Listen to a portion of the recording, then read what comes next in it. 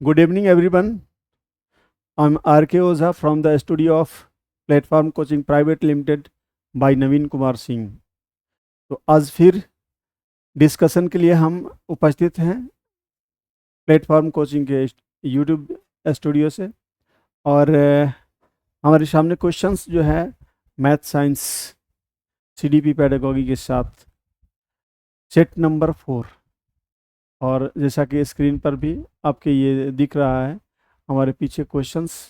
इस क्वेश्चन के कंसेप्ट को हम एक्सप्लेन करेंगे on the basis of my own idea और एक्सप्लेनेशन के आधार पर ये क्वेश्चन राइट है या रॉन्ग है ये बताया जाएगा। अगर राइट है तो क्यों है, दूसरा क्यों नहीं है, दूसरा नहीं है तो क्यों नहीं है, ये बताएंगे। पहला क्वेश्चन हमारा ये कहता है, पहला क्वेश्चन, जीन पियाजे के अनुसार एक सतत प्रक्रिया जो मानसिक संरचनाओं को परिष्कृत और परिवर्तित करती है क्या कहलाती है? नकल उतारना तो होगा नहीं क्योंकि मानसिक प्रक्रिया है और परिवर्तित करती है। वस्तु अस्थायित्व जो रेगुलर चलती है ना। ऑब्जेक्ट परमानेंस, ये परिवर्तित होगी तो ऑब्जेक्ट परमानेंस नहीं हो सकता है। और परिष्कृत है, समावेशन इसके अंतर्गत नहीं हो सका। और संतुलीकरण तो इस तरीके से परिष्कृत है और परिवर्तित होती है। तो किस लिए? तो इक्विलिब्रेशन के लिए, संतुलन की प्रक्रिया, ज्ञान के अलग अलग स्तर से अवधारणाओं को स्थापित करना, ये क्या कहलाता है? इक्विलिब्रियम कहलाता है। तो सो दैट हमारा पहला का अगर डी कहेंगे तो ये गलत नहीं होगा। क्लियर हो गया? आगे बढ़ते हैं क्वेश्चन 2 के लिए।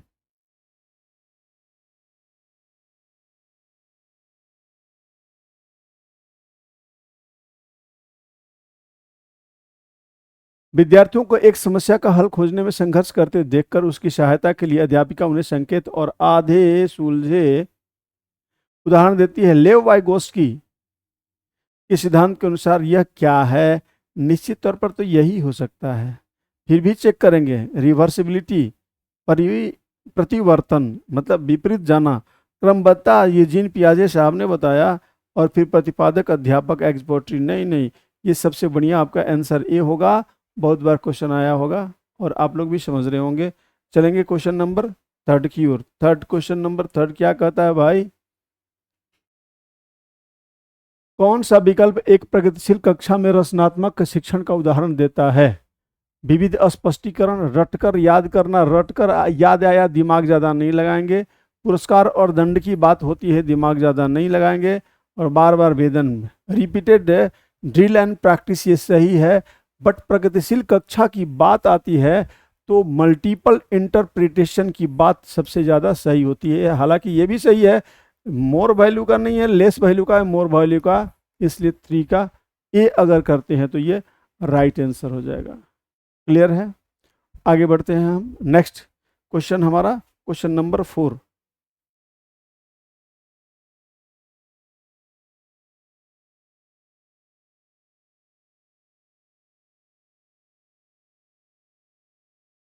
बहुभाषिकता के संदर्भ में कौन सा दृष्टिकोण उपयुक्त है? विद्यार्थियों को विद्यालय अवधि के दौरान उनकी मातृभाषा स्थानीय भाषा उपयोग करने के लिए दंडित करना नहीं है। स्कूल को केवल उन्हीं विद्यार्थियों को प्रवेश देना जिनकी मातृभाषा निर्देशन, केवल उन्हीं विद्यार्थियों को। यह भी गलत हो गया, ये भी गलत हो गया क्योंकि बहुभाषिकता को ये सपोर्ट नहीं करते हैं। आगे बढ़ेंगे। सभी भाषाओं का सम्मान करना, और फिर उसके बाद में है उन बच्चों की उपेक्षा करनी चाहिए जिनकी मातृभाषा उपयोग करते हैं, ये गलत। बिल्कुल सी, आपका 4 का आंसर अगर सी कहेंगे तो ये भी गलत नहीं होगा, राइट होगा। क्लियर हो गया? आगे क्वेश्चन 5।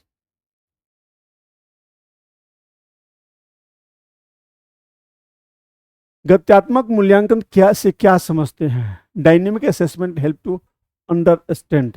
अब देखिए, अब यहां पर बौद्धिक स्तर को ऊपर उठाना, समकक्षों की तुलना में छात्र का संबंधित विवाद, कंपैरिजन करना, कंपैरिजन तो करना नहीं है। और फिर उसके बाद में है कि बच्चा सामान्य विद्यालय में पढ़ने के लायक है या नहीं। ऐसी बात नहीं है, ऐसा हम जांच करते ही नहीं है। 2 ऑप्शन बच गया। गत्यात्मक मूल्यांकन में the specific learning needs to a child, है ना, और फिर उसके बाद में है the intelligence quotient of a child, बौद्धिक स्तर के संबंध में। तो विशिष्ट अधिगम आवश्यकता, मतलब बच्चों की आवश्यकता को समझने के लिए हम यहाँ पर इस तरह की गतिविधियों को संपादित करते हैं, जो हमारे लिए ये जरूरी होता है 5 का सी। क्वेश्चन नंबर 6, क्वेश्चन नंबर 6,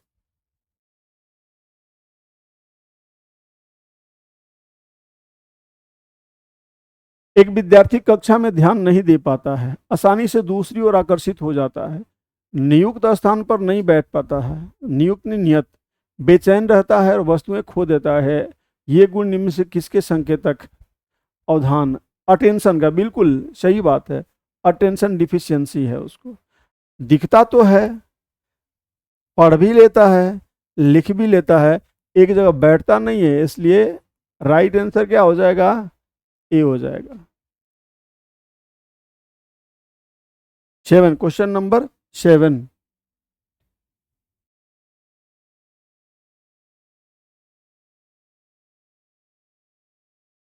परीक्षा में कम अंक पाने वाले विद्यार्थी को क्या करना चाहिए भाई? विशिष्ट विद्यालय में भेज देना चाहिए? बिल्कुल गलत, विद्यार्थी फेल, मास्टर फेल। केवल व्यवसायिक शिक्षा पाने के लिए? बिल्कुल नहीं, ये भी गलत। दंड देना चाहिए? ये आरटी 2009 के खिलाफ है। उसकी व्यक्तिगत आवश्यकताओं के अनुसार सहायता करनी चाहिए, ये सही होगा। यानी कि 7 का डी अगर करते हैं तो हमारा राइट आंसर हो जाएगा। क्लियर हो जाएगा। चलते हैं 8,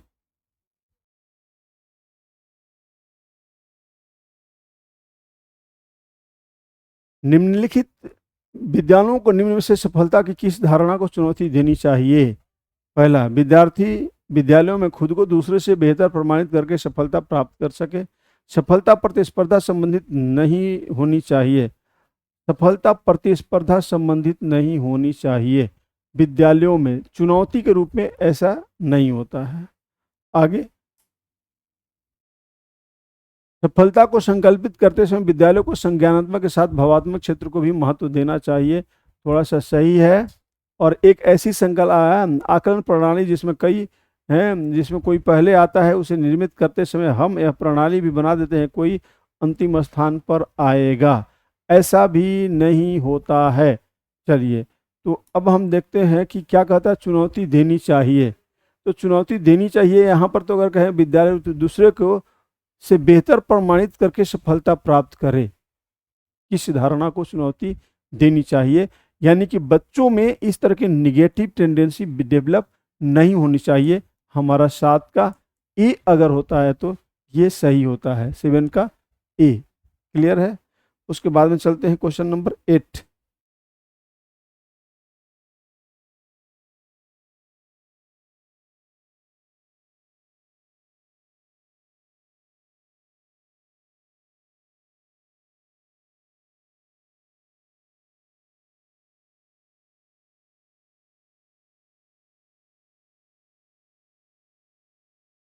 किसी संप्रदाय को पढ़ाते समय एक अध्यापिका को निम्न में से क्या नहीं करना चाहिए? रूपकों का विभिन्न क्षेत्रों व एक ही क्षेत्र उपयोग, विभिन्न परिघटनाओं में सह संबंध को रेखांकित करना। हाँ, ये सह संबंध तो एग्जाम्पल को रिलेशन तो होता है जी। क्या नहीं करना चाहिए? विद्यार्थियों को कार्यकरण संबंधी को तलाशने के लिए कहना चाहिए। हाँ, ये तो हो सकता है। गैर उदाहरणों और अपवादों को सम्मिलित का वर्जन, है ना, सम्मिलित का वर्जन, ये सही है। अब हम कहेंगे कि इसमें से क्या नहीं करना चाहिए, तो रूपकों का विविध क्षेत्रों व एक ही क्षेत्र उपयोग, एक ही क्षेत्र का उपयोग नहीं होना चाहिए, अलग अलग होना चाहिए, वैरायटी होना चाहिए, जिसको हम कहते हैं ना विविधता, विविधता लानी चाहिए, ये सही होता है। इसलिए ए हमारा 9 का ए आंसर अगर होगा तो सही होगा।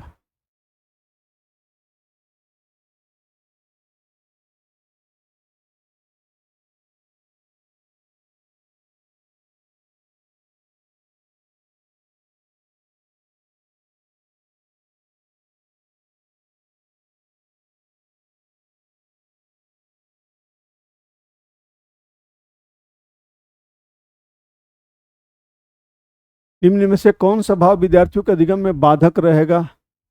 उत्सुकता बाधा नहीं करती है, जिज्ञासा, कृतज्ञता, निराशा होती है, नहीं होना चाहिए, डी हो जाएगा। वेरी सिंपल है, डिस्कशन की कोई इसमें कोई आवश्यकता ही नहीं होती है।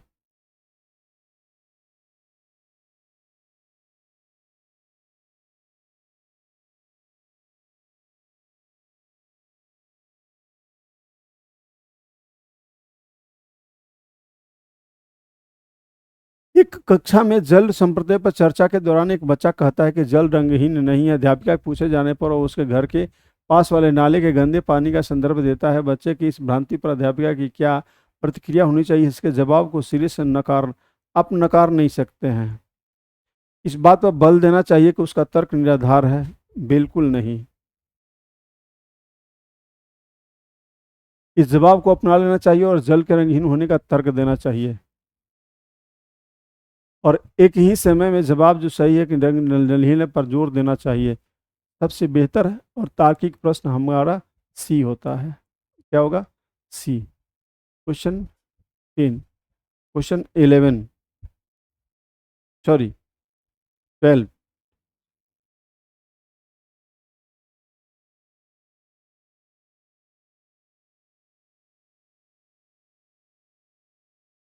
अधोगामी सिद्धांत को निम्न से किस उदाहरण से दर्शाया गया है?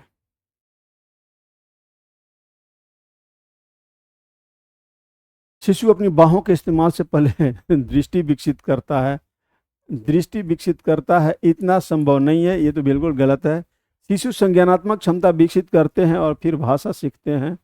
संज्ञानात्मक क्षमता और भाषा ऐसा कुछ रिलेशन नहीं है।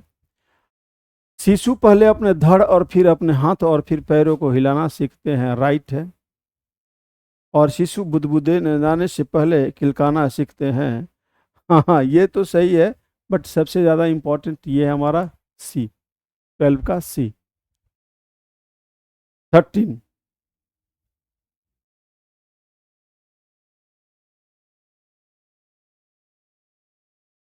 बेहतर एथलेटिक क्षमताएं नियमों के साथ खेलों में भागीदारी, तार्किक विचार प्रक्रियाएं जो ठोस अनुभवों के आसपास केंद्रित होती है कि किस अवधि के लक्षण है। शैशवावस्था तो पहले ही मैं कहता हूं कि इसमें किसी प्रकार की गतिविधि बहुत ही सीमित होती है। प्रारंभिक बचपन में जो बच्चा है ना अपने मित्र मंडली का निर्माण करता है। और फिर तार्किक विचार है ना, क्रमबद्धता, विभेदीकरण, सरलीकरण इत्यादि जो होती है ना, वो मध्य बचपन, मिडिल एज की बात होती है। किशोरावस्था में तो सब कुछ परिपक्व हो जाता है, इसलिए सी अगर कहते हैं तो राइट आंसर हो जाएगा। 13 के बाद 14, क्वेश्चन नंबर 14।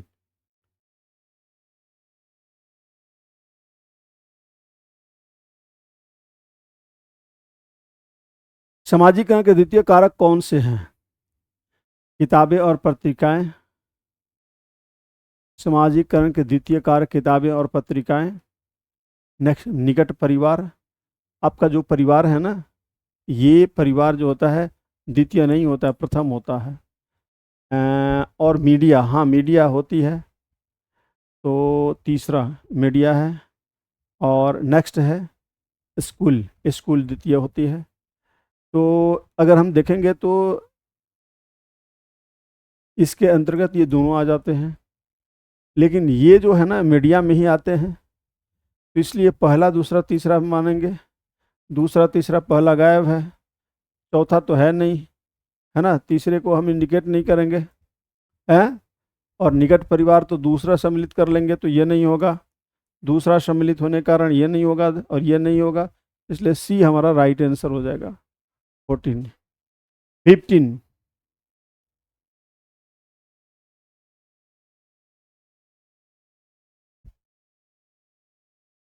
पियाजे के अनुसार अनुवांशिक रूप से क्रमादेशित जैविक परिवर्तनों का होना क्या कहलाता है? हाँ देखिए, अनुवांशिक रूप से क्रम रूप से जैविक परिवर्तन जो होता है वो परिवर्तन संतुलन नहीं होता है। संतुलन मतलब कि विभिन्न प्रकार के परिस्थितियों से अनुकूलित होकर के परिपक्वता प्राप्त करना होता है। अनुकूलन, सूचनाएं ग्रहण करना। और फिर सामाजिक प्रसारण तो होता ही नहीं है, तो परिपक्वता का मतलब होता है अनुवांशिक गुण को प्राप्त करना और उसी के अनुसार व्यवहार करना। तो ये हमारा सी कहेंगे 15 का, तो ये ज़्यादा सही होगा। क्लियर है? 16।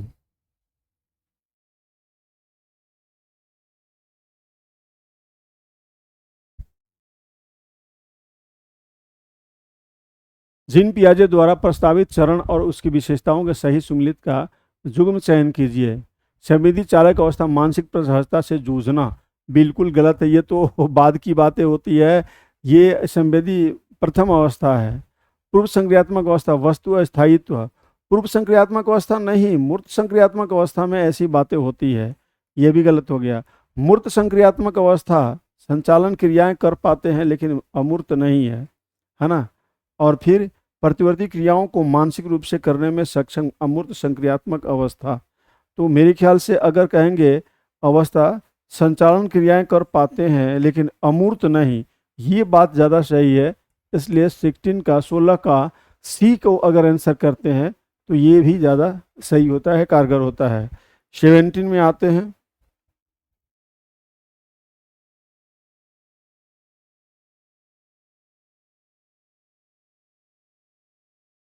बच्चे का अपने आप से बातें करना उनके अहम केंद्रवाद का द्योतक है, उनकी सोच को विनियमित करने में मदद करता है, उनके मनोवैज्ञानिक और भाषा विकास में बाधा डालता है, ये नहीं होगा। गंभीर व्यवहार संबंधी समस्या का पहचान करता है, नहीं है। अब अहम केंद्रवाद का द्योतक है, विनियमित सोच को विनियमित करता है, यह राइट आंसर हो जाएगा।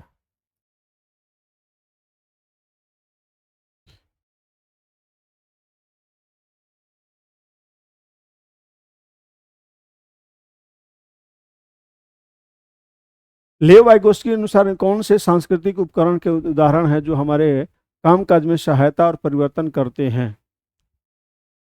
अब देखिए यहाँ पर अगर हम कहते हैं कि कौन से सांस्कृतिक उपकरण, मानचित्र, भाषा, कैलकुलेटर, स्कीमा।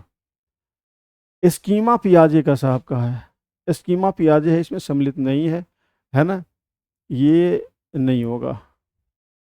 अब अगर बात करते हैं पहला मानचित्र, दूसरा भाषा और तीसरा कैलकुलेटर सांस्कृतिक उपकरण के उदाहरण है ना। तो एक्चुअली अगर कहा जाए इसमें तो भाषा ही है, एक है जो यहाँ पर एप्लीकेबल होता है ना, लेकिन भाषा का विकल्प यहाँ पर अब नहीं है ना। तो भाषा का विकल्प यहाँ पर नहीं है, तो हम देखते हैं कि यहाँ पर है लेकिन चौथे में है, यहाँ पर है लेकिन इसके अंदर तीसरा शामिल है ना, इसको सम्मिलित नहीं किया गया है। तो इसलिए हमने सी को राइट आंसर माना, क्योंकि इसमें सम्मिलित होती है। भाषा सांस्कृतिक उपकरण है, लेव वाइगोस्की जैसा कि बातें करते हैं।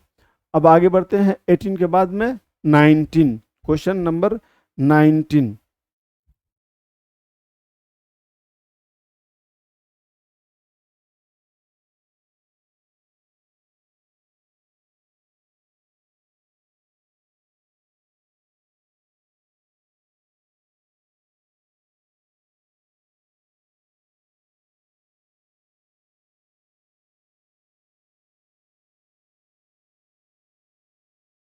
निम्नलिखित में से कौन बाल केंद्रित कक्षा को नहीं दर्शाता है?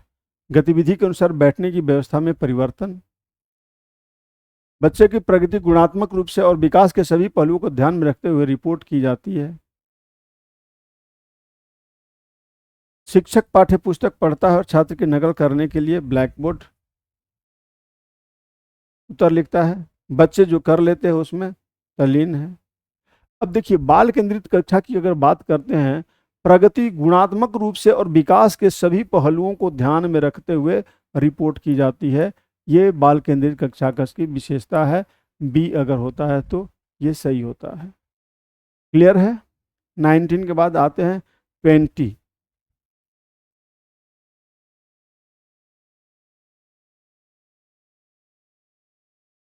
पहल वर्ग के नैतिक विकास के सिद्धांत में सामाजिक व्यवस्था बनाए रखने के चरण की विशेषता है पारस्परिकता की समझ, अधिकार का डर, दूसरों को स्नेह और अनुमोदन प्राप्त करना, और कानून को बनाए रखना समाज के प्रत्येक सदस्य का व्यक्तिगत कर्तव्य है। सही है। अब देखिए लेकिन नैतिक विकास के सिद्धांत में सामाजिक व्यवस्था को बनाए रखने के लिए अगर हम पारस्परिकता की बात को मानते हैं तो ये दोनों विकल्प आ जाते, सी और डी दोनों सम्मिलित हो जाते हैं।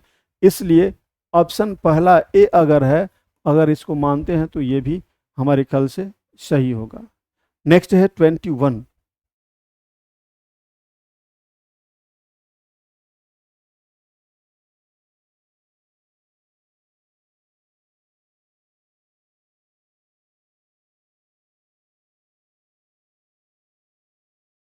क्वेश्चन 21।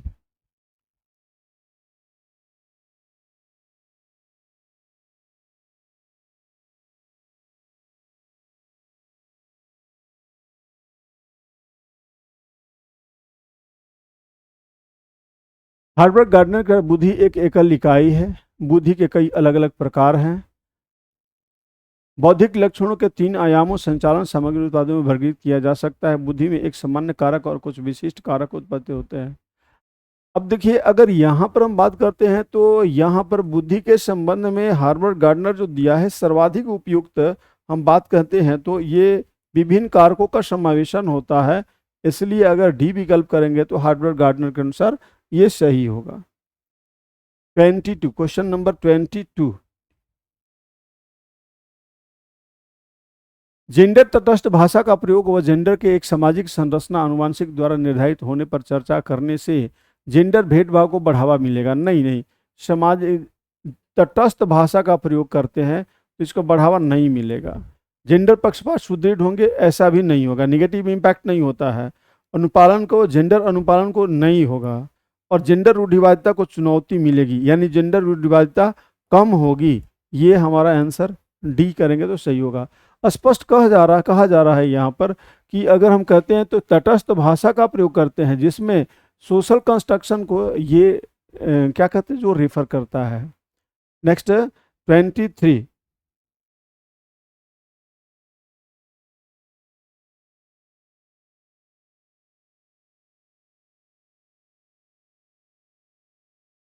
विविध पृष्ठभूमि के बच्चों को सीखने की सुविधा के लिए शिक्षक द्वारा का पालन किया जाना चाहिए।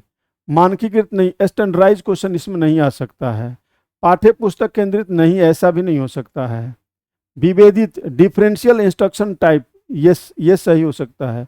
योगात्मक मूल्यांकन, सुमेटिव असेसमेंट, ये बाद में, बट ये तो थोड़ा सा कम है, ये ज़्यादा, ये इंपॉर्टेंट हो जाता है। 23 का सी।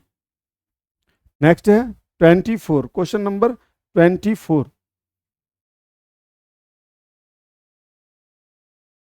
कौन सी विकलांगता लिखित सामग्री को पढ़ने में, समझ में अब देखिए साफ होता है कि पढ़ने और समझने में, है ना, तो पठन वैलभ्य जो होगा ना वो ज़्यादा सही होता है।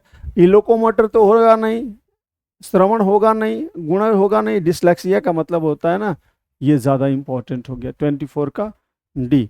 25, क्वेश्चन नंबर हम 25।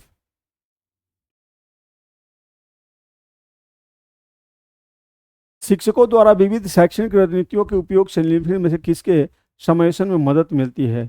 वाक बाधित बच्चों को, सही है। दृष्टिबाधित बच्चों को, बिल्कुल सही है। प्रतिभाशाली बच्चों को, हाँ इनको भी मिलती है।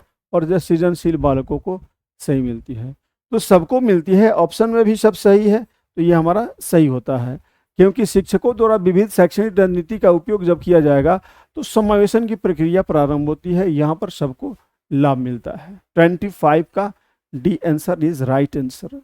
नेक्स्ट हम going forward, next question number 26। Question number 26।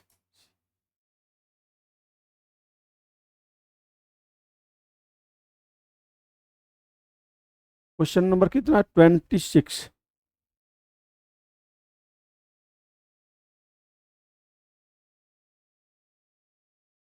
कौन सा विकल्प दी गई दिव्यांगता और संबंधित छात्रों के समावेशन हेतु संयोजन करने रणनीति का सही युग्म है। लेखन वैलव, बिना रेखाओं वाली कार्य पुस्तिका पर लेखन अनिवार्य करना, गलत बात, ऐसा नहीं होता है, लिखने नहीं आता है। पठन बड़े और छोटे अक्षरों के मिश्रित करके लेख पढ़ने को देना, ये पठन वैलव में पढ़ने को कहाँ से दिया जाएगा, ये भी गलत है। और गतिमान भूतल पर कक्षाओं का प्रावधान, provision of classes on ground floor, थोड़ी देर के लिए सही मानते हैं। और दृष्टिबाधित, संचार के लिए सांकेतिक भाषा का उपयोग करना बिल्कुल गलत है। अभी तक जो जितना विकल्प दिया गया उसमें राइट आंसर अगर डी करते हैं तो ये सही हो जाएगा। नेक्स्ट क्वेश्चन आगे है 27।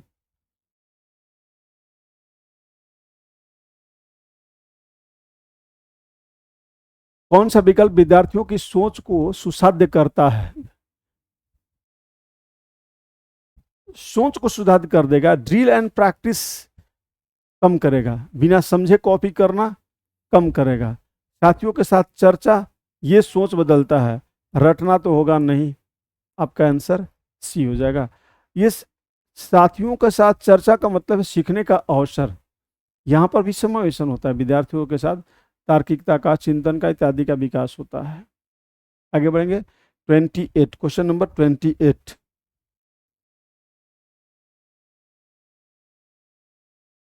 निर्देश तैयार करते समय एक शिक्षक को यह सुनिश्चित करना चाहिए कि उसके निर्देश छात्रों को भ्रमित और हतोत्साहित नहीं करे। बिल्कुल सही है। पाठ की सुविधा न दे, बिल्कुल गलत है। अधिगम को मध्यस्थ न करे, बिल्कुल गलत है। सीखने के हस्तांतरण में मदद न हो, न हो, न हो, न हो, बिल्कुल गलत। ये आपका आंसर ए सही हो जाएगा। 29, क्वेश्चन नंबर 29।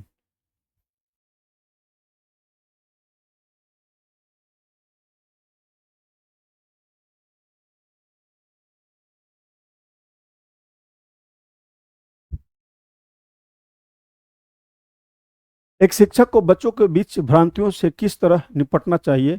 उनकी भ्रांतियों की पहचान करें लेकिन उन पर ध्यान नहीं देना चाहिए। ये तो बिल्कुल गलत हो गया भाई। उनकी भ्रांतियों के प्रत्युत्तर हेतु अवसर प्रदान करने चाहिए। अवसर प्रदान करने चाहिए, ये बिल्कुल सही है।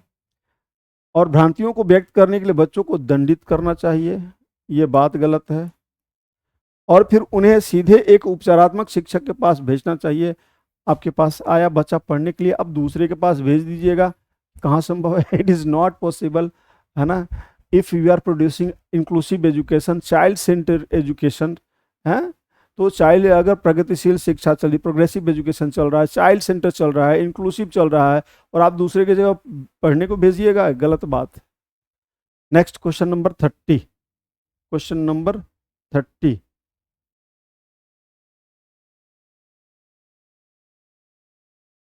अधिगम को के बजाय की ओर निर्देशित किया जाना चाहिए। प्रतियोगिता के बजाय अनुकृत की ओर, कंपटीशन टू इनिशिएशन। और फिर कह रहा है कि अनुकृति के बजाय प्रतियोगिता की ओर, समझने के बजाय रटने की ओर, नहीं, रटने की बजाय समझने की ओर। यस, ये रटने की बजाय समझने की ओर अगर करेंगे तो ये ज़्यादा सही होगा। 30 का सी। 1 to 30, ये क्वेश्चन कैसा होता है? जो कंपलसरी होता है, सबके लिए कॉमन होता है ना। इस कॉमन क्वेश्चन के अकॉर्डिंग हम जब देखते हैं तो कंसेप्ट सब में एक समान ही होता है। तो आप एग्जामिनेशन में जब जाते हैं तो इस क्वेश्चन पर सबसे पहले फोकस करें और समझने की कोशिश करें। जो इजी कंसेप्ट इसमें होते हैं उनको बनाएं, और फिर डिफ़िकल्ट को, चूँकि इसमें दिमाग की ज़्यादा ऊर्जा खपत होती है और आपकी पकड़ इसमें है, तो वही कोई प्रॉब्लम नहीं होता है। हर सेक्शन से, अब इतने क्वेश्चन पढ़ने के बाद आप समझ गए होंगे कि किस प्रकार के क्वेश्चन कौन से सेक्शन से पूछे जाते हैं। तो ये समझना है कि कंसेप्ट बेस्ड जो अप्लाइड होता है, हम कह सकते हैं कि ये इसके लिए ज़्यादा पढ़ने की समझ आवश्यकता नहीं होती है, समझने की आवश्यकता होती है। कंसेप्ट है ना, various types of concept to be understand, है ना।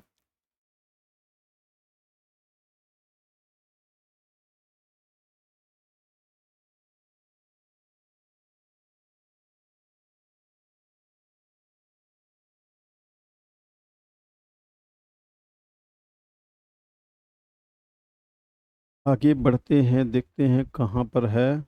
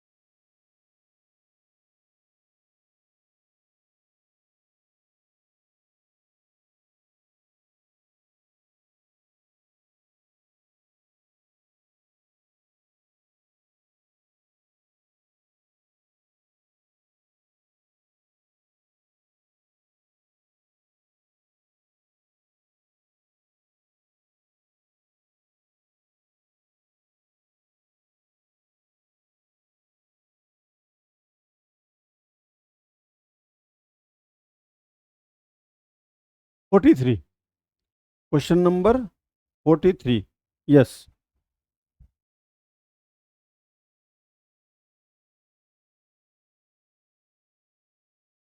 माध्यमिक स्कूल के विद्यार्थियों में गणित की चिंता सामान्य रूप से देखने को मिलती है। कौन सी रणनीति अधिगमकर्ता में गणित की चिंता से निपटने हेतु प्रभावी है?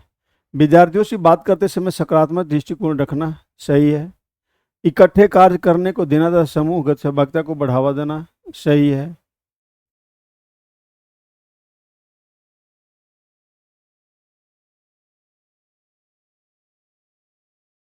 ऐसे बच्चों को माता पिता को घर पर ट्यूशन लगवाने के लिए ट्यूशन लगवाना गलत बात है।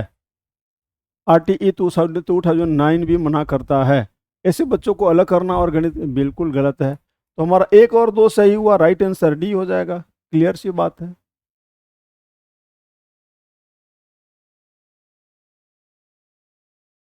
क्वेश्चन 44, क्वेश्चन नंबर कितना है? 44।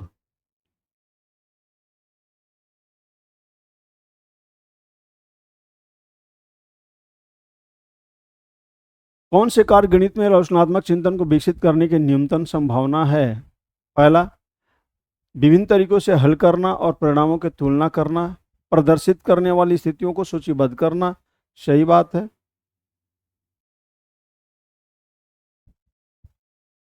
एक छात्रा ने इतने किलोमीटर इतने लंबी बेलन का आयतन और इतने पर गए को वहां पर गलती की है। त्रिज्या और ऊंचाई सीएम केवल एक लंबी बेलन का आयतन ज्ञात करना।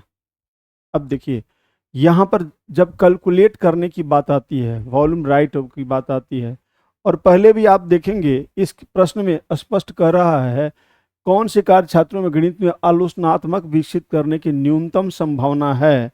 तो यहाँ पर बाकी सबका कैलकुलेशन है और करने के लिए, लेकिन यहाँ पर आयतन ज्ञात करें और ऊंचाई वाले एक लंबकीकृत बेलन का, मतलब इसमें कोई कार्य ही नहीं दिया जा रहा है। तो मेरे ख्याल से अगर इसको अगर सम्मिलित करते हैं तो ये राइट आंसर हो जाएगा। क्वेश्चन 45, क्वेश्चन नंबर है 45।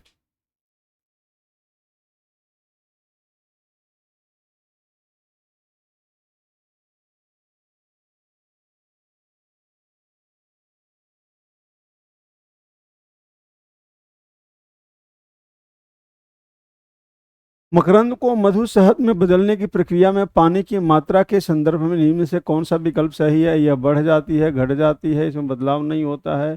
वो नहीं, 45 भी कंटेंट का सब्जेक्ट मछलियों के शरीर की सतह को सूक्ष्मजीवों से होने वाले क्षय को। 46 वो ओके ओके ओके ओके 46 नहीं है। आगे बढ़ते हैं, हम देखते हैं क्वेश्चन पेज सीडीपी पेडागोगी का 53, 53 क्वेश्चन नंबर 53, क्वेश्चन नंबर 53।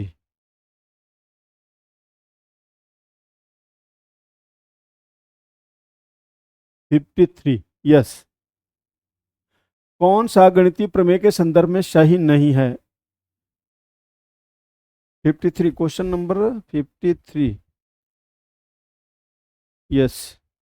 ये बीच का जो क्या कहते हैं ना, वो कभी कभी कंटेंट कंटेंट का क्वेश्चन है, जो मैं जैसे कि मैं शिक्षण विधि को बता रहा हूँ, इसमें कंटेंट वाले आ जाते हैं, तो इसलिए मैंने उनको कंटेंट वाले को जो सर जो पढ़ाते हैं वो बताएंगे, मैं केवल शिक्षण विधि पैडागॉजी वाले क्वेश्चन को एक्सप्रेस करता हूँ। इसलिए मैंने देखा क्वेश्चन कौन है, इसलिए मैं देखते रहता हूँ कि एक सब्जेक्ट का वो है अथवा हमारे सेक्शन का है। कौन सा गणितीय प्रमेय के संदर्भ में सही नहीं है? ये तो कुछ निश्चित गणितीय तथ्यों के बारे में सत्यता के सामान्यीकृत कथन है। अच्छा, सही नहीं है। इन्हें गणितीय रूप में सिद्ध किया जा सकता है, बिल्कुल सही है। किसी भी प्रमेय को सिद्ध करने का एकमात्र तरीका होता है, और अप्रमाणिक प्रमेयों को कंजेक्चर कहते हैं। एकमात्र तरीका नहीं होता है, एक से ज़्यादा तरीका होता है जो कि एप्लीकेबल नहीं है, इसलिए सही है राइट आंसर बी। क्लियर है? अब आगे बढ़ते हैं, कहाँ पर है?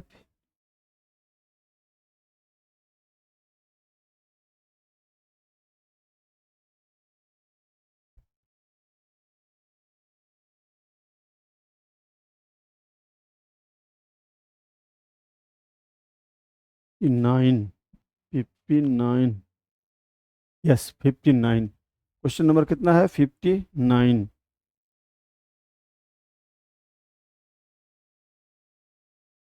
कौन सा कथन गणित शिक्षा के संदर्भ में कंसेप्ट मैप का वर्णन करता है? यह विविध अवधारणाओं और उपधारणाओं के बीच में संबंधों का आरेखीय चित्रण है। यह दिशाएं ज्ञात करने हेतु एक मानचित्र है। यह एक अनिवार्य पालन की जाने वाले शिक्षण की रूपरेखा है। यह किसी पाठ्य योजना का स्पष्ट वर्णन है। अब देखिए यहां पर कहा जाता है कंसेप्ट मैप, तो पाठ्य योजना की सही है, शिक्षण की रूपरेखा है सही है, ज्ञात करने के एकमात्र मानचित्र है, थोड़ा सा ये ज्ञात करने के लिए है तो एक मानचित्र है, और यह विविध अवधारणाओं और उपधारणाओं के बीच संबंधों का आरेखीय चित्रण है। आरेखीय चित्रण है ना? तो मेरे ख्याल से यहाँ पर मानचित्र हो गया, आरेखीय चित्रण होगा तो ये ज़्यादा ए होगा। 59 क्लियर हो गया। 60 के बाद तो ये नहीं आता है, फिर उसके बाद में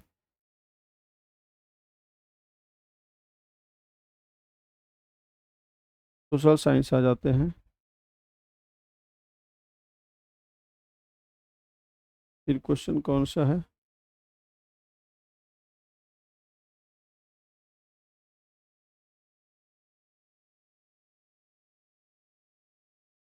सिक्सटी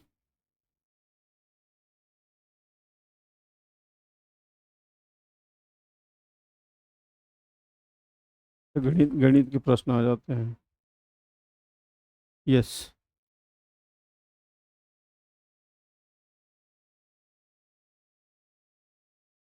गणित के संदर्भ में श्रमिक वर्ग के पहली पीढ़ी के शिक्षार्थियों के लिए निम्न में से कौन सा कथन सही है?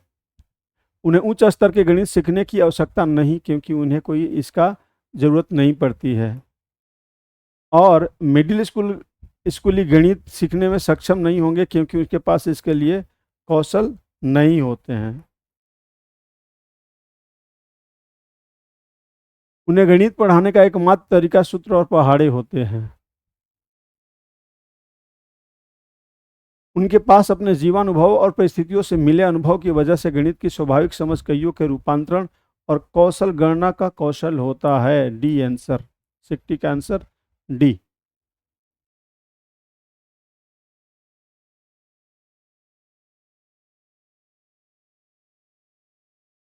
Sixty six, yes, question number 66 कितना है? 66।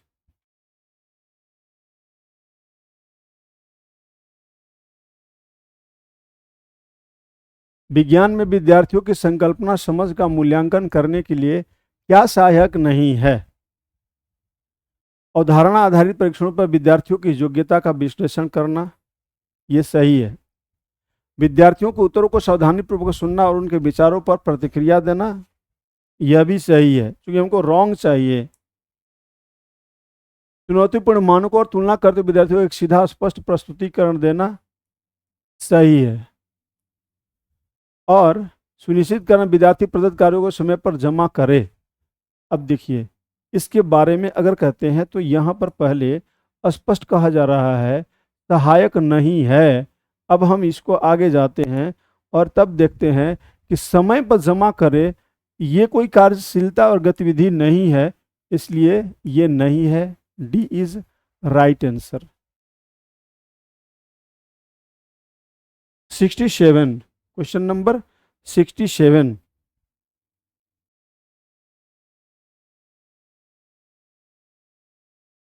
विविध पृष्ठभूमि के छात्रों को विज्ञान को समझने और सुगमता पूर्वक करने के लिए प्रोत्साहित करने में कौन सी योजना उपयुक्त नहीं होगी? अपनी व्याख्याओं में ग्रामीण, शहरी और जातीय संदर्भों के उदाहरणों को सम्मिलित करना, ये तो लागू हो जाएगा भाई मेरे।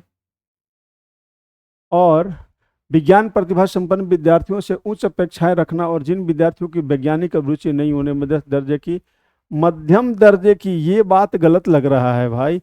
एक शिक्षक के तौर पर यह दर्शाना कि अब आप विज्ञान का अध्ययन करने के लिए तैयार हैं और अपने आप को एक आदर्श रूप प्रस्तुत करना उचित लग रहा है बाबू। और विज्ञान के उद्यम के लिए सभी संस्कृतियों के व्यक्तियों को योगदान का उजागर करना, पॉजिटिव। हमारा बी जो है ना, वो it may be the answer of the right questions. Clear है? आगे देखते हैं next one, question number 73। Question number 73।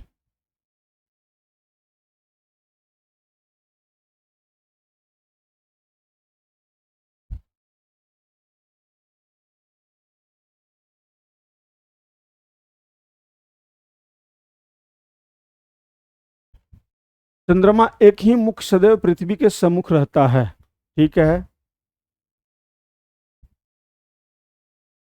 और पृथ्वी के इर्द गिर्द परिक्रमा करने के साथ ही साथ चंद्रमा अपनी धुरी पर एक घूर्णन पूरा करता है। अब कहते हैं एक ही मुख सदैव पृथ्वी के सम्मुख रहता है, और चूंकि ये क्या कहते हैं भाई, अपनी धुरी पर एक घूर्णन करता है। अब बताइए, ये इस क्वेश्चन में चंद्रमा के बारे में बता दिया गया है, वो साइंस का ही है, हाँ साइंस का है। नेक्स्ट, तो यहाँ पर अगर हम ये स्पष्ट करते हुए यहाँ पर देखते हैं चंद्रमा के बारे में बताया गया है कि एक मुख सदैव पृथ्वी के सम्मुख, तो इसका कारण क्या है कि वो घूर्णन पूरा करता है ना, अपनी धुरी पर, और वो साथ ही साथ यह स्पष्ट करता है। तो हम कह सकते हैं कि इसमें अगर ये देखा जाए, ये दोनों तो सही प्रतीत होते हैं, एक्सप्लेनेशन भी इनके साथ होता है ना। तो हमारे ख्याल से अगर कहते हैं कि एक्सप्लेनेशन, सॉरी, इनमें क्या होगा, तो both A and R are correct explanation, तो ए अगर करते हैं तो ये सही हो जाता है। नेक्स्ट क्वेश्चन क्या है देखते हैं, 79 क्वेश्चन का 79।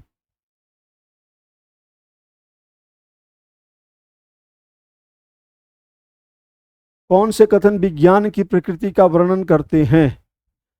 वैज्ञानिक ज्ञान अस्थायी है, वैज्ञानिक व्याख्याएं खंडन योग्य होती है, अपने आसपास की दुनिया की व्याख्या करने का एक प्रयास है, यह ज्ञान का परम भंडार है। अब देखिए स्पष्ट रूप से यहाँ पर ये बताया गया है इस साइंस के बारे में। नेक्स्ट कितने क्वेश्चन और देख लेते हैं, कितने क्वेश्चन है इसमें, और अभी कुछ और क्वेश्चन होंगे। हाँ, इसमें कौन से विज्ञान की प्रवृत्ति का वर्णन, वैज्ञानिक ज्ञान, टेंटेटिव, बदलते रहते हैं इसलिए इसको टेंटेटिव कहा जाता है। और फिर कहेंगे कि वैज्ञानिक व्याख्याएं खंडन योग्य होती है, हाँ खंडन तो होता ही है इसमें बदलने रहने के कारण, और दुनिया की व्याख्या करने का एक प्रयास है, यह भी सही बात है, और यह ज्ञान का परम भंडार है, यह भी एक बात है। तो मेरे ख्याल से अगर कहते हैं कि ज्ञान, वैज्ञानिक ज्ञान अस्थायी होते हैं, तो यह भी एक मेरे ख्याल से ये उचित नहीं है। ये तो अस्थायी होते हैं बट खंडन के योग्य होते हैं। तो 2 3 4 अगर बात करते हैं, 2 से 3 से, कि 2 की बातें सही है, व्याख्या के खंडन के योग्य हैं, 3 की बात करते हैं तो 3 और 4 तो विकल्प है नहीं इसमें। तो इस तरीके से हम कह सकते हैं कि अगर 1 2 3 को हम कलेक्ट करते हैं, ये परम ज्ञान का भंडार है, अगर परम ज्ञान का भंडार है ना, it is a body of ultimate knowledge, तो ये सही हो सकता है। बट 4 3 1 विकल्प जो आपका दिया गया है, अरेंज किया गया है, वो अप्रोप्रिएट ये विकल्प है ही नहीं, सबको सम्मिलित नहीं किया गया है, इसलिए हम अगर एक को मानते हैं तो ये सही हो जाएगा, है ना। थोड़ा सा इसमें अरेंजमेंट की आवश्यकता थी, अरेंजमेंट करना चाहिए था। चलिए आगे बढ़ते हैं, देखते हैं कौन सा क्वेश्चन आता है। 80 क्वेश्चन नंबर क्या है, 80 में 80 कंटेंट है, यस।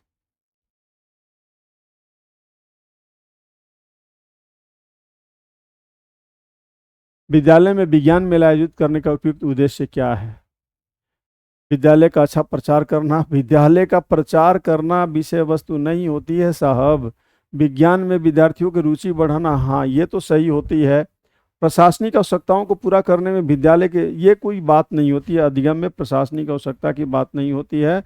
और विद्यार्थियों में प्रतिस्पर्धा की भावना का विकास करना, इससे ज़्यादा more valuable, this one is right answer, so that 80 question number 80 B is the right answer, right option और क्वेश्चन नंबर 80। नेक्स्ट आगे बढ़ते हैं, देखते हैं क्या है। तो question number 84, question number 84 question क्या कहता है, देखते हैं 84।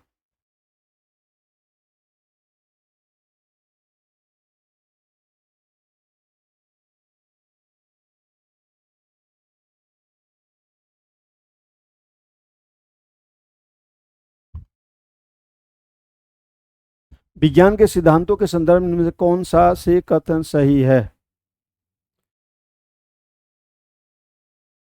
पहला, सूचना के आधार पर अवलोकन की व्याख्या करना, सही है। अवलोकन के निष्कर्ष में पूर्वानुमान लगा सकते हैं, सही है। ये प्रयोगात्मक अवलोकन के व्यापकीकरण है। जनरलाइजेशन ऑफ एम्पेरिकल ऑब्जर्वेशन, और एक बार सिद्ध होने पर सिद्धांत का निरामोदन नहीं किया जा सकता, बिल्कुल गलत है। और 4 गलत है तो हमारा डी भी गलत है, हमारा सी भी गलत है ना। और कहते हैं बी और 3 सही है, तो सबसे ज़्यादा तो हमारा ये सही है 84 का ए। नेक्स्ट, क्या विकल्प क्वेश्चन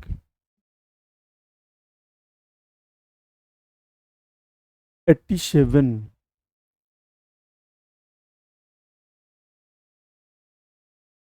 ये कंटेंट आ गया।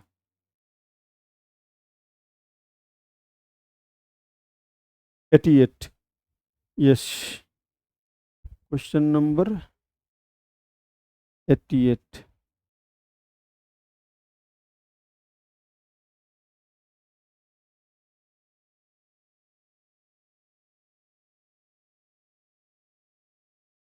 पृथ्वी से हम चंद्रमा को केवल एक पृष्ठ ही देख पाते हैं, और चंद्रमा का प्रतिदिन क्यों परिवर्तित होता है? चंद्रग्रहण के समय में क्या होता है, और क्या होगा यदि चंद्रमा के घूर्णन और परिक्रमण की अवधि भिन्न होती है? इनमें से कौन विवृतान एंडेड क्वेश्चंस कौन होते हैं? एंडेड क्वेश्चन दैट एंड्स, यहाँ पर एक्सप्लेनेशन की आवश्यकता इसमें क्यों होती है ना। अगर हम वेरिएशन वेराइटी क्वेश्चन में लाते हैं, चंद्रमा केवल एक पृष्ठ ही देखता है, एक कारण क्यों परिवर्तित होता है, दूसरा एक कारण चंद्रमा के समय में क्या होता है, एक कारण। लेकिन यहाँ पर आपके समालोचनात्मक जब चिंतन की आवश्यकता हो जाती है, और वेरियस रिव्यू, आपके क्या कहते हैं ना, वेरियस रिव्यू, हम जब से प्रश्न बनाने लगते हैं तो उसको हम ऐसे मानते हैं। इसलिए अगर डी को आंसर मानते हैं 88 का, तो ये राइट आंसर हो जाएगा।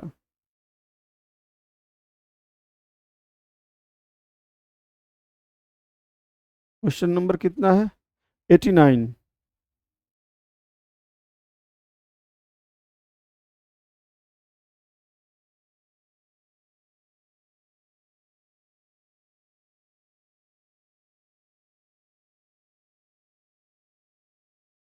अब देखिए हैं, कैमरा, कैमरा की बात करते हैं। वृत्तीय गता जिसके ऊपर हिंसा तरंगों में पेंट किया हुआ एक कील, समतल दर्पण और कठोर गता डिब्बा, पटिया और गोलाकार समतल दर्पण के तस्तरी, और फिर भिन्न आकार के 2 डिब्बे, एक अपराभासी पर्दा। और जो कैमरा है तो पर्दा तो होना चाहिए। नेक्स्ट, उसके बाद में कैलेडोस्कोप, है ना, बहुरूपदर्शी, बहुरूपदर्शी। यहाँ पर क्या है? दर्पण पटिया गोलाकार समतल दर्पण की तस्तरी चूड़ियों के टुकड़े अलग अलग बहुरूपदर्शी, ऐसे हो सकता है। और परिदर्शी, अगर बात करते हैं फिर हम परिदर्शी, वृत्तीय बकाल जिसका ऊपरी हिस्सा 7 रंग का, परिदर्शी, ये इससे हो जाएगा। और न्यूटन का चक्र, समतल दर्पण और एक कठोर गत्ता डिब्बा, ये आंसर मिलाते हैं, इससे किससे मिलता है? A B C D E, right answer, हमारा राइट आंसर हो जाएगा। इसके बारे में इस तरह के आप लोगों को अगर अपने बुक से पढ़ते हैं तो वो उसके बारे में काइंड्स और उसका एक्सपेक्ट बताया गया होता है, उसको देख करके समझ सकते हैं, इसमें कुछ विशेष एक्सप्लेनेशन की आवश्यकता नहीं होती है। 90, क्वेश्चन नंबर 90।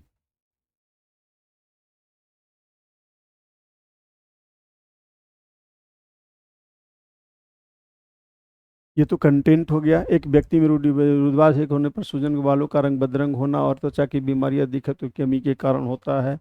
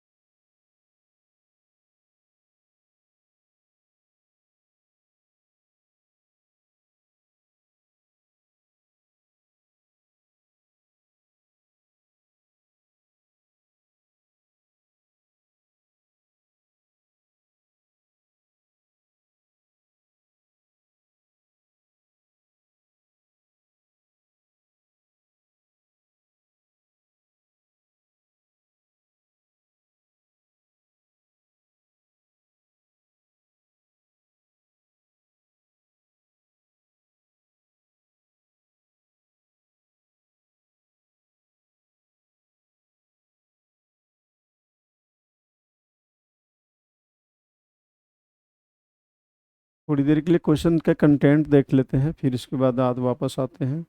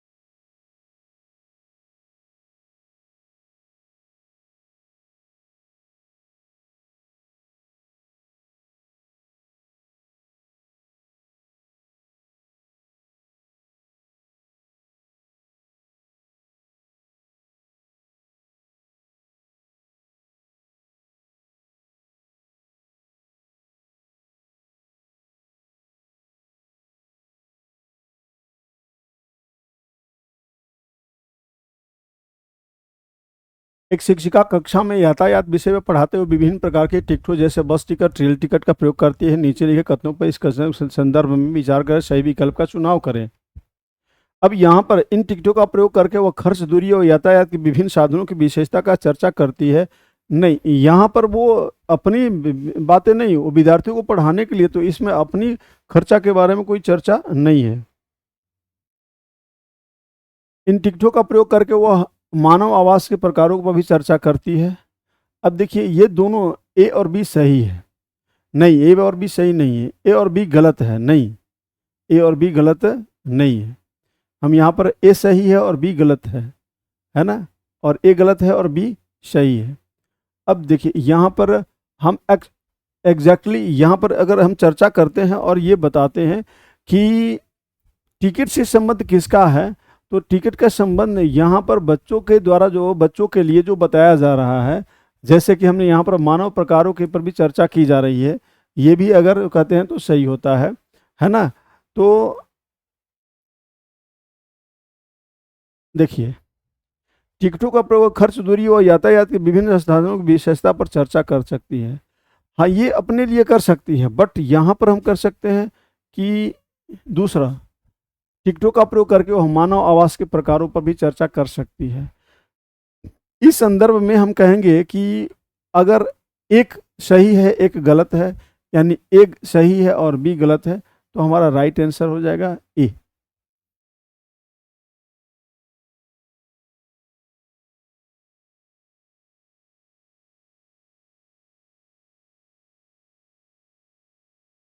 छात्रों में लैंगिक और व्यवसाय आधारित रूढ़िवादिता को चुनौती देने के लिए कौन सा उदाहरण सर्वाधिक उत्तम है? 39, क्वेश्चन नंबर कितना है?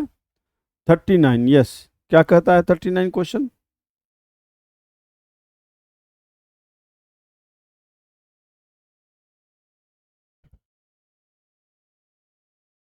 छात्रों में लैंगिक और व्यवसायिक आधारित चुनौती देने के लिए कौन सा उदाहरण सर्वाधिक?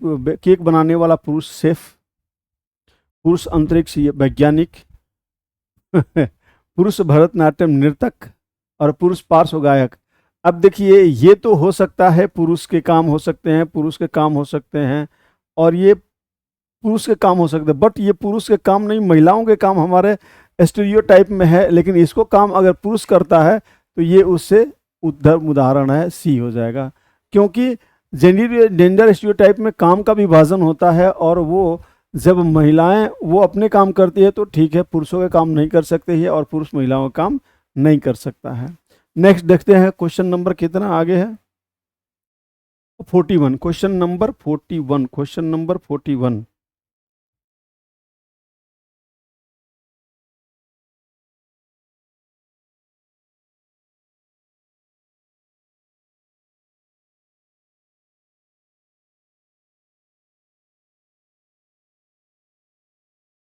कक्षा में सार्वभौमिक वयस्क मताधिकार के सिद्धांत अध्यापन के लिए कौन सा उदाहरण उपयुक्त है? मूसा लेहा विधानसभा चुनाव में मतदान कर रही है, लोकसभा चुनाव में मतदान कर रही है, विद्यालय परिषद चुनाव में मतदान कर रहा है। सही विकल्प चुने। अब अगर हम यहाँ पर देखते हैं कि सार्वभौमिक व्यस्त मताधिकार के सिद्धांत के कारण अब यहाँ पर 19 वर्ष चुनाव में मतदान कर रही है, ठीक है, लोकसभा चुनाव में मतदान कर रही है, ये भी ठीक है। तो प्रॉब्लम यहाँ पर 17 वर्ष नहीं, ऐसा नहीं होता है ना। इसलिए हम ए और बी, ए और सी, ए और बी और सी नहीं, B answer, right answer B, क्योंकि यहाँ पर मतदान के उम्र के बारे में बताया जा रहा है। नेक्स्ट 42, नेक्स्ट है हमारा क्वेश्चन नंबर 42। क्या क्वेश्चन है? दिल्ली में पढ़ाने वाली एक शिक्षिका, नेक्स्ट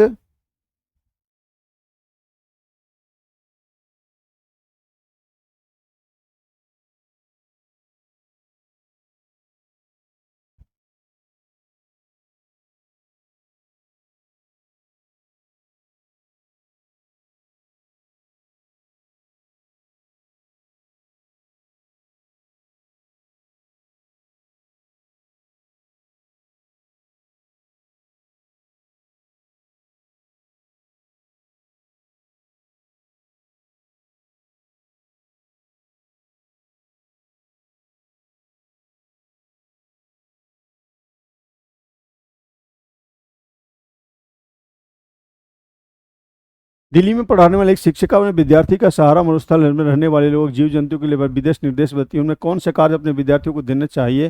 द्वितीय आंकड़े पर आधारित योजना कार्य, क्षेत्र भ्रमण कार्य, सहारा मरुस्थल, एक चलचित्र दिखावा कार्य, सही विकल्प का चयन कीजिए, है ना। अब यहाँ पर तो भ्रमण तो सही है, एक सी, अगर हम कहेंगे बी और सी, यह राइट आंसर होता है।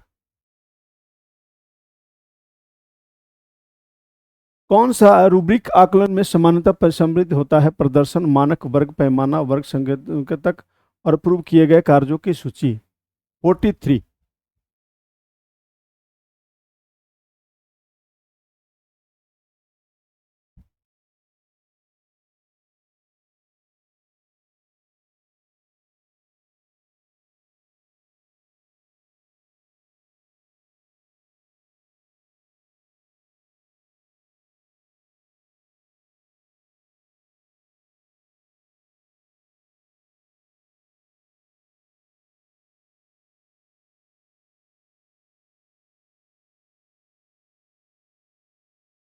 प्रदर्शन, मानक, वर्ग पैमाना, प्रदर्शन संकेतक, पूर्ण किए गए कार्यों की सूची, पूर्ण किए गए कार्यों की सूची, टास्क कंप्लीटेड। रूबिक आकलन की बात की जा रही है, तो आपका आंसर डी हो जाएगा। 44, कौन सा पोर्टफोलियो आकलन के बारे में सत्य है? 44, क्वेश्चन नंबर क्या है? 44, कौन सा पोर्टफोलियो आकलन के बारे में सत्य है?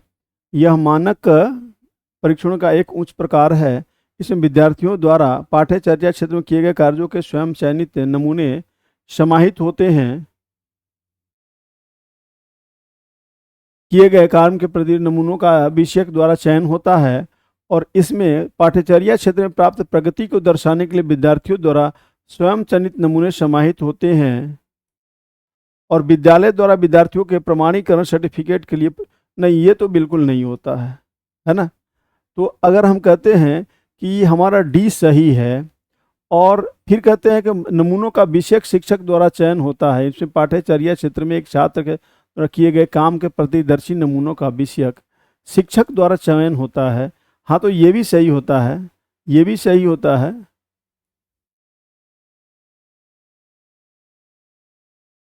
ये सही मानते हैं। तो बी, डी और सी, डी और सी के साथ बी अगर ये हो जाता है तो ये सही हो जाता है। 46, क्वेश्चन नंबर 46,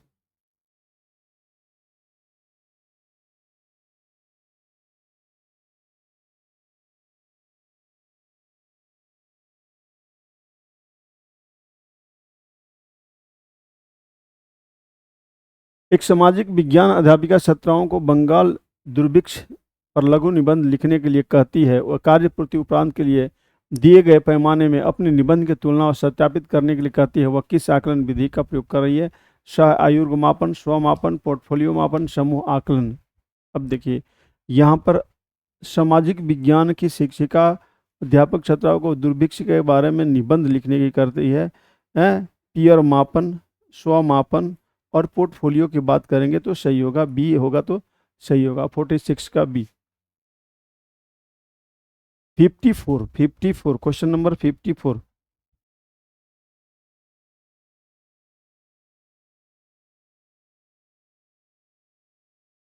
एक अध्यापिका नागालैंड में सीढ़ीनुमा खेती के बारे में चर्चा कर रही है, इनमें से किस समुदाय का संदर्भ कक्षा पर जो होता है? ये तो कंटेंट का मैटर है, कंटेंट है, सॉरी 55, क्वेश्चन नंबर 55।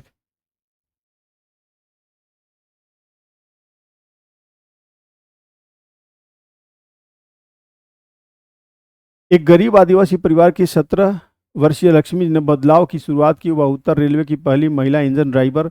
उसने कई कठिनाइयों को पार किया और इलेक्ट्रिक में डिप्लोमा हासिल करने के बाद कड़ी मेहनत की। उसने पॉलिटेक्निक में मोटरसाइकिल की सवारी की और इंजन ड्राइवर बनने का फैसला किया। वह निश्चित रूप से रूढ़ियों को तोड़ रही है, पुरस्कार जीत रही है, अपने परिवार को सहारा दे रही है, पुरुषों को राइट। एक महिला इतनी हिम्मत और इतनी साहस से और कठिन संघर्ष से काम कर रही है तो रूढ़ियों को, स्टीरियोटाइप को तोड़ रही है।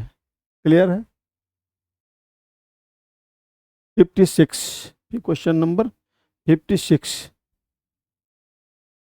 आप कक्षा में विविधता का समानता पढ़ाने की योजना बना रहे हैं। आप व्यक्तिगत अध्ययन के द्वारा जांचने का चाहते हैं कि छात्र संकल्पनाओं को समझते हैं कि नहीं। आप आकलन के तौर पर करेंगे।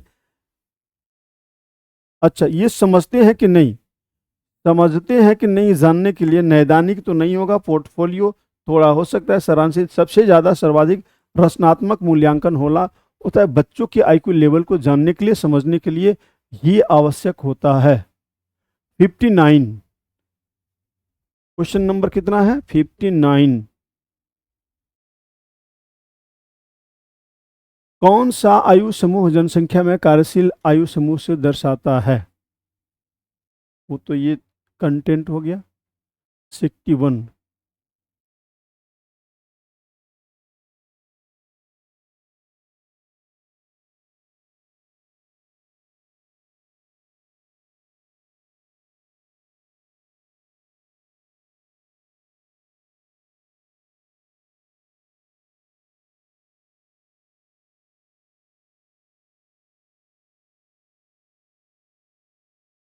ये स्मृति में कौन सा कौशल विविधता में भेदभाव विषय के शिक्षण के दौरान छात्रों में विश्लेषणात्मक क्षमताओं को विकास को सूचित करता है? विभिन्न परिस्थितियों में पूर्वाग्रह और भेदभाव पहचानने में समर्थ होना, सही है।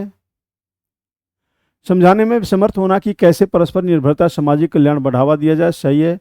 समानता को सुनिश्चित करने वाले संवैधानिक प्रावधानों को सूचीबद्ध करने में समर्थ होना, सही है। पूर्वाग्रह और विवादों की परिभाषा देने में समर्थ होना। अब देखिए क्वेश्चन क्या कर रहा है इसका, सॉरी, कौन सा कौशल विविधता भेदभाव के समय सूचित करता है?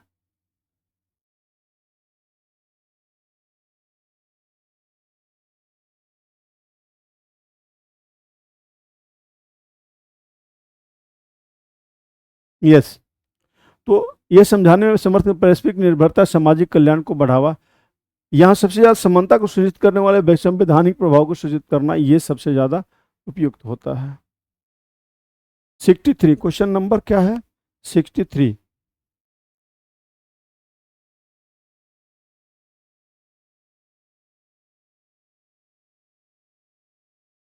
सामाजिक अध्ययन में इकाई विश्लेषण केंद्रित है। थीम आधारित प्रश्न पत्रों को बेहतर समझ पैदा करने के लिए, सही है। रोचक अधिगम शिक्षक प्रक्रिया विकसित और प्रोत्साहित करने हेतु, सही है। संपूर्ण विषय वस्तु को विभिन्न पाठों प्रकरणों में विभाजित करने के लिए सामाजिक अध्ययन इकाई विश्लेषण, हाँ सही है। इकाइयों को एक बहुविषयक स्थिति में प्रस्तुत करने के लिए। आगे क्वेश्चन देखते हैं, विकल्प है क्या? नहीं।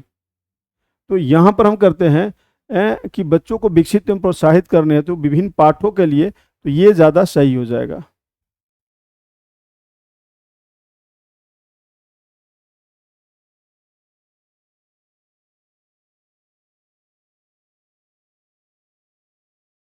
अध्यापिका अपील व्यवस्था को पढ़ाते हुए छात्राओं में न्यायालयों के अपील के अनुक्रम में उन्हें न्यायालय के ले जाने का वचन देती है। इसके अनुसार विद्यार्थियों को विभिन्न न्यायालयों का जाने का क्रम क्या होता है? निचली अदालत, उच्च अदालत में सर्वोच्च न्यायालय।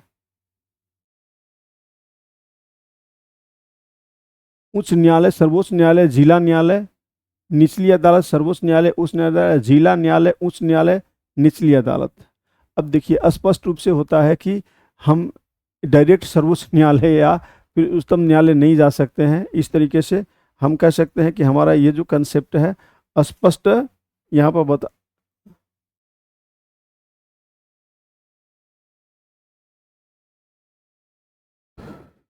निचली अदालत के बाद उच्च अदालत में जाते हैं, ये हमारा सही हो जाएगा।